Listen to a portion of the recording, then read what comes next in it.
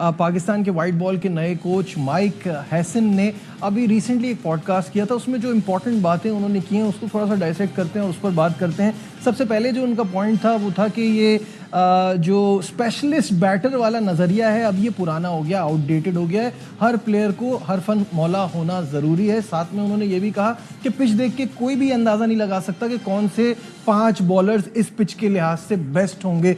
ये बात उन्होंने क्या कही थी, आइए पहले उनकी ज़बानी सुनते हैं। Yeah, I mean, if you don't have that, I mean, the idea of just specialist batters, you have to be multi-skilled. Not everyone can read a pitch to a point where you know that these 5 bowlers are going to be perfect. So if you've got 6, 7, 8 options that the captain can turn to, 2 right-handers at the crease, you can bring on your left-arm spinner. You've got off-spinners who, I look at it both ways, you know, you've got to cover both areas. You've got to be above par with the bat and you've got to be below par with the ball. शायद साहब बड़ा experience, बड़ा तजुर्बा, बड़ी सही बात की है कि T20 में ये वाली चीज़ नहीं चलती है, आपको सिचुएशन के हिसाब से खेलना पड़ेगा। अब माइक हैसन आ गए, T20 लीग्स का भी उनको तजुर्बा है। न्यूजीलैंड की 2012 से 2018 तक कोचिंग की। उनके जो स्ट्रॉन्ग पॉइंट्स में उनमें ये है कि वो पूल ऑफ प्लेयर्स बढ़ाते हैं, प्लेयर की एबिलिटी बढ़ाते हैं। और जिस तरह की वो बात कर रहे हैं कि T20 क्रिकेट में आपको multi skilled bowlers, multi skilled batters चाहिए, मल्टी स्किल प्लेयर्स चाहिए कि वो बॉलिंग भी करते हो, बैटिंग भी करते हो, फील्डर भी अच्छे हो। तो अब वो इंटरनेशनल क्रिकेट में ज़रूरत आपको आ गई कि 7-7, 8-8 बॉलर एक टीम के पास होते हैं। इंग्लैंड की अभी वेस्ट इंडीज़ के साथ सीरीज़ हो रही थी, 7 बॉलर, कभी 8 बॉलर, तो उससे आपके पास एक तरह से ऑप्शन ज़्यादा आते हैं और यही इंटरनेशनल क्रिकेट की डिमांड है। माइक हैसन अपने इस टेन्योर में जितना भी होगा, अल्लाह करे ज़्यादा हो, जितना भी टेन्योर होगा वो इसको बढ़ाएंगे। और उनकी एक और ख़ास बात जो एक न्यूजीलैंड के जर्नलिस्ट ने मुझे बताई कि वो किसी भी बैटर की टेक्निक को चेंज करने के पीछे नहीं पड़ते।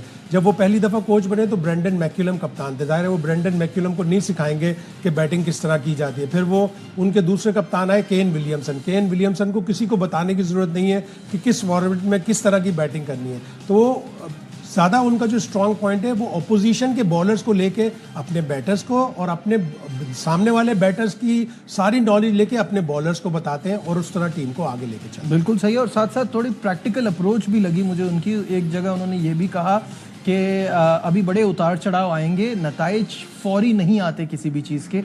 ये क्या कहना था उनका, ये let's have a look. Won't come instantly.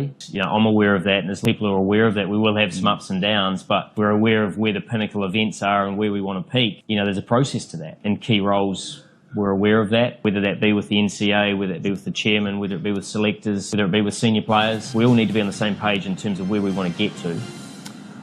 शायद साहब बात तो बिल्कुल सही कर रहे हैं। और वो जो हम शुरू में बात कर रहे थे कि हमें थोड़ा पेशेंस रखना पड़ेगा। और ये जो बार बार यही बात है कि हम कोई टॉप टीम से नहीं जीते, हम बांग्लादेश से जीते हैं, यूएई से हार कर आई थी, बट वहाँ हमें वो ग्लिम्पसेस मिले जो हम चाहते हैं। आगे क्रिकेट किस डायरेक्शन में जानी चाहिए, बेबी स्टेप्स लेते हैं फॉरेन कोच, वो देखते हैं, वो पेशेंस के साथ काम करते हैं और वो थोड़ा टाइम मांगते हैं। तो हमें टाइम देना पड़ेगा माइक हैसन को। जब वो न्यूजीलैंड के कोच बने थे उस वक्त भी साउथ अफ्रीका में न्यूजीलैंड की टीम बड़ी बुरी तरह हारी थी, लेकिन ओवर द ईयर्स फिर उन्होंने अपनी टीम बनाई और न्यूजीलैंड उनके टेन्योर में सिर्फ मतलब कभी भी होम सीरीज नहीं हारी। तो वो लेके चल रहे थे एक टीम को अच्छी तरह। और फॉरेन कोच जितने भी होते हैं वो टाइम मांगते हैं। अभी ब्रेंडन मैक्यूलम को वाइट बॉल की कोचिंग दी, इंग्लैंड बुरी तरह से T20 वर्ल्ड कप में कुछ नहीं कर सका। जब से वो आए हैं उसके बाद से जितनी भी उन्होंने वाइट बॉल सीरीज़ खेली, चैंपियंस ट्रॉफी से पहले आए थे, चैंपियंस ट्रॉफी में कुछ नहीं किया, अभी उससे पहले उनके इतने अच्छे नताइज नहीं आए, लेकिन पेशेंस दिखाया England and Wales cricket board ने और वो बनाने में कामयाब हो जाएंगे टुवर्ड्स T20 वर्ल्ड कप। बिल्कुल ऐसा ही लगता है। साथ साथ उन्होंने ये भी कहा कि किसी भी प्लेयर के लिए दरवाजे बंद नहीं है, लेकिन अगर ये कहता है कि पाकिस्तान के लिए खेलने के लिए बेचैन हूँ तो फिर उसको टीम के हिसाब से, सिचुएशन के हिसाब से खेलना होगा। आइए देखते हैं उन्होंने ये क्या कहा।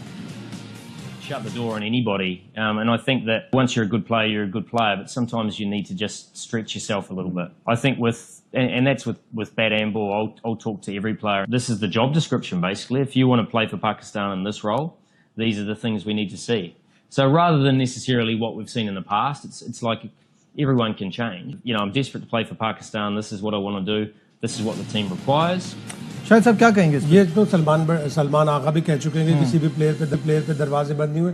जो टीम प्लेयर से एक प्रोसेस होता है, अच्छे बड़े प्लेयर भी टीम से बाहर होते हैं, वो जाते हैं दोबारा डोमेस्टिक क्रिकेट में, लीग्स में जाएं, लीग्स में आपके पास टाइम है। बाबर आजम के पास लीग में जाने का एक मौका है, अल्लाह करे रिजवान का भी वहाँ कॉन्ट्रैक्ट हो, शाहीन शाह अफरीदी का भी हो, ये सारे जाएं।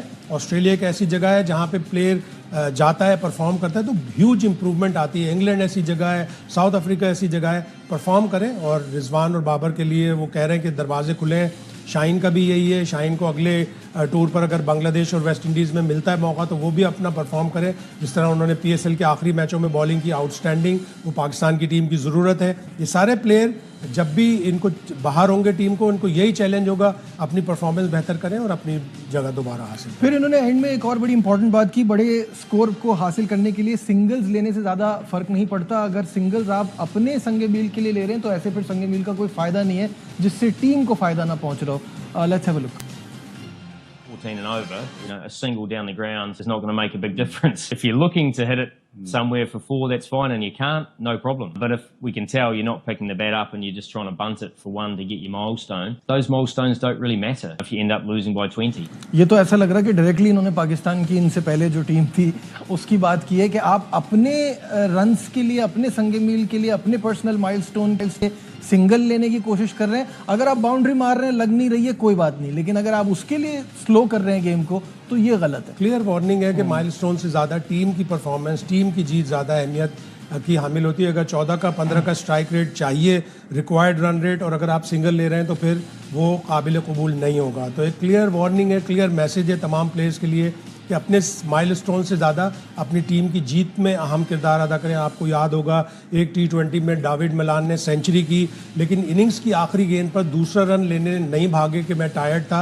अगले मैच में ओवेन मॉर्गन ने उन्हें टीम में ही नहीं रखा। बिल्कुल, वो तो हमारे सामने है, बिल्कुल ऐसा ही है। अच्छा, WTC के फाइनल की तरफ बात कर लेते हैं क्योंकि काफ़ी बात हो गई माइक हैसन के हवाले से, और साथ साथ इससे पहले कि हम WTC की बात करें, सना मीर के लिए शाहिद साहब मैं चाहूँगा, it's an honour because she is an inspiration not just for girls in Pakistan but everywhere, क्योंकि हमारे यहाँ विमेंस क्रिकेट को इतनी पजीराई नहीं मिलती जितनी मेंस क्रिकेट को मिलती है। 226 इंटरनेशनल गेम्स में 137 में पाकिस्तान की कप्तानी करना, तो इम्पैक्ट छोड़ा है उन्होंने गेम पर। बहुत बड़ी प्लेयर थी और वेल डिजर्व, उनको बहुत बहुत मुबारक हो। सब लोगों की तरफ से पूरे पाकिस्तान ने उनको मुबारकबाद दी है। बिल्कुल, great player, great captain, great inspiration for generations to come. और अभी T20 इंटरनेशनल की विमेंस की सादिया इकबाल बनी है वर्ल्ड नंबर 1। उन्होंने भी कहा कि मुझे सबसे ज़्यादा मोटिवेट सना मीर ने किया। तो सना मीर एक आइकॉन है पाकिस्तान प्लेयर, पाकिस्तान की विमेंस क्रिकेट में, और मैं तो चाहूँगा कि वो पाकिस्तान की विमेंस क्रिकेट में आएँ और विमेंस क्रिकेट की मदद करें। उनकी जैसी कोचिंग या उनकी जैसी इंस्पिरेशन कोई और दूसरा नहीं दे सकता। बिल्कुल ठीक है।